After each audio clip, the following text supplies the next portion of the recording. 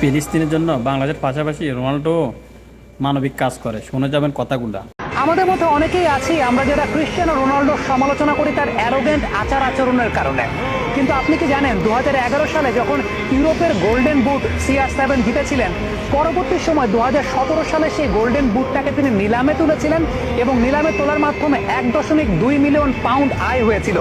যেই আয়ের পুরো অর্থটা CR7 দান করেছিলেন মূলত ফিলিস্তিনের গাজায় মুসলিম শিশুদের স্কুল সংস্কারের জন্য।